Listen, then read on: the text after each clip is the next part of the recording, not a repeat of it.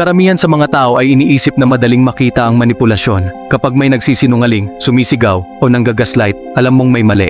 Pero ang pinakamapanganib na manipulator ay hindi nagtataas ng boses. Sa halip, itinataas nila ang pagdududa mo sa sarili mo. At kadalasan, hindi mo man lang napapansin na nangyayari na ito. Sa video na ito, ilalantad natin ang 7 bihirang manipulation tactics na hindi nakikilala ng karamihan. Mga taktika na ginagamit araw-araw para impluwensyahan ang iniisip at nararamdaman ng ibang tao. At ang mas nakakatakot, madalas nakatago ang mga ito sa mga normal na usapan at simpleng sitwasyon. Kaya simulan na natin.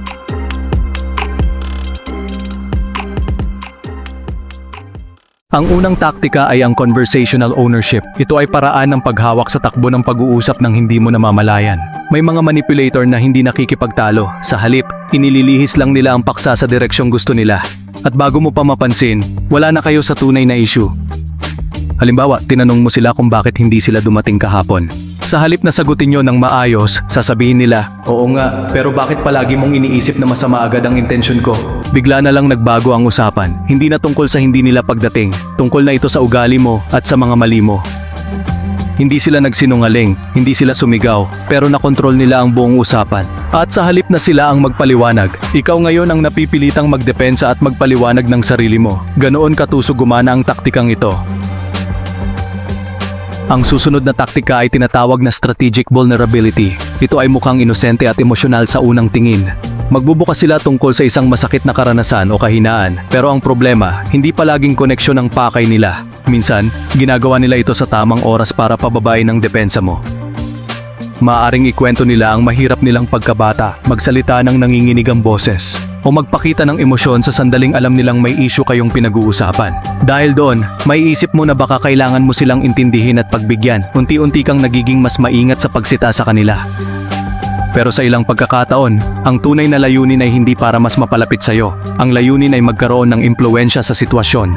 Kapag naging dahilan ng awa para mabago ang desisyon mo, nagiging sandata ang kahinaan, at iyon ang dahilan kung bakit epektibo ang taktikang ito. Ang ikatlong taktika ay tinatawag na reverse anchoring. Ito ay nagtatago sa likod ng tila makatwirang kompromiso. Nagsisimula sila sa isang sobrang kahilingan, matinding akusasyon, o hindi pa atas na alok. Natural lang na tumanggi ka dahil alam mong hindi ito katanggap-tanggap. Pero yun mismo ang gusto nilang mangyari. Pagkatapos mong tumanggi, mag-aalok sila ng mas mababang kahilingan o mas makatwirang opsyon.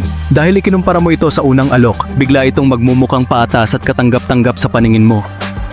Ang hindi mo napapansin, ang pangalawang alok ang tunay nilang target mula pa sa simula. Akala mo nakipagkompromiso sila para sa'yo.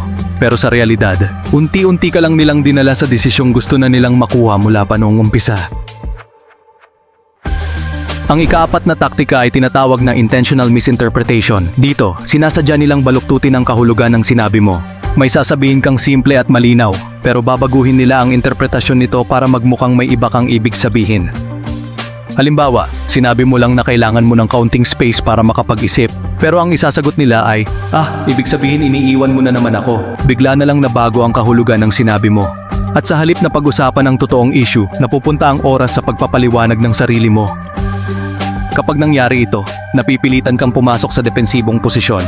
Paulit-ulit mong nililinaw ang mga salita mo habang sila ang nagdidikta ng takbo ng usapan. At habang ginagawa mo iyon, mas lalo nilang nakokontrol ang sitwasyon ng hindi mo namamalayan. Ang ikalimang taktika ay tinatawag na illusion of truth effect. Ito ay nakabatay sa isang simpleng katotohanan sa psychology. Mas naniniwala ang tao sa isang bagay kapag paulit-ulit nilang naririnig ito. Kahit hindi ito totoo, unti-unti itong nagmumukhang totoo sa isip ng nakikinig. Ginagamit ito ng mga manipulator sa pamamagitan ng paulit-ulit na pagsasabi ng parehong akusasyon o ideya.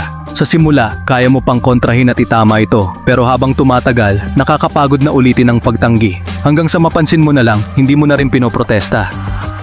Halimbawa, paulit-ulit nilang sinasabi na masyado kang sensitibo. Sa una, pinapaliwanag mo pa ang sarili mo. Pero sa kalaunan, maaari mong maramdaman na baka nga totoo, at doon nagsisimula ang pagkapit ng maling paniniwala sa isip mo. Ang ika-6 na taktika ay tinatawag na triangulation. Dito, hindi na lang kayo dalawa ang sangkot sa usapan. Dinadala nila ang ibang tao para suportahan ang kanilang punto. Maaaring totoo ang taong binabanggit nila, o minsan ay ginagamit lang sila bilang halimbawa para magmukhang tama ang kanilang sinasabi. Sasabihin nila halimbawa, kahit si Catherine Bernardo ay sang-ayon sa akin, o kaya naman, Lahat ng kaibigan ko napapansin din yan sa'yo. Dahil dito, mas napipilitan kang magduda sa sarili mo, pakiramdam mo, ikaw ang nag-iisa sa pananaw mo, habang sila ay may suporta ng iba. Ang epekto nito, nawawala ang balanse ng usapan, imbes na dalawang opinyon ang nagtatapat, parang ikaw laban sa grupo. At sa ganitong sitwasyon, mas madaling mapilitan ang isang tao na mag-adjust kahit hindi naman siya talaga mali. Ang huling taktika ay tinatawag na emotional timeout. Dito, sa gitna ng tensyon o hindi pagkakaintindihan, bigla silang tatahimik. Hindi simpleng katahimikan lang, kundi parang biglang nawawala ang emosyon at koneksyon. Walang sagot, walang reaksyon, at minsan pati presensya nila parang malamig at malayo. Sa una, iisipin mo na baka kailangan lang nila ng oras, pero habang tumatagal, magsisimula kang magduda sa sarili mo. Baka may nasabi kang mali, baka sumobra ka, o baka ikaw ang dahilan ng lahat. At dahil hindi ka makakakuha ng sagot, ikaw na mismo ang gumagawa ng mga tanong sa isip mo. Dito nagiging epektibo ang taktika, dahil sa halip na sila ang magpaliwanag, ikaw ang nauubos sa kakaisip. Minsan, umaabot pa sa punto na ikaw na ang unang hihingi ng tawad kahit hindi malinaw kung ikaw ba talaga ang mali.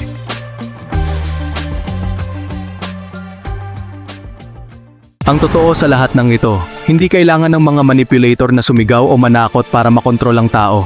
Mas epektibo para sa kanila ang mga tahimik na taktika na unti-unting binabago ang paraan ng pag-iisip mo. Hindi nila kontrolado ang kilos mo agad, kundi ang pananaw mo sa sarili mo at sa sitwasyon. Kapag hindi mo nakikita ang pattern, paulit-ulit kang nahuhulog sa parehong sitwasyon. Pero sa sandaling makita mo ang mga galaw na ito, nawawala ang kapangyarihan nila. Dahil ang isang taktika ay gumagana lang kapag hindi mo alam na ito ay taktika. Kung may natutunan ka sa video na ito, i-like mo ito para mas maraming tao ang makaalam din. I-comment mo kung aling bahagi ang pinaka-nakarelate ka o pinaka-naranasan mo na. At kung gusto mo pa ng mas malalim na psychology at human behavior breakdowns, mag-subscribe ka para sa susunod na video. Go find unexpected, but do I look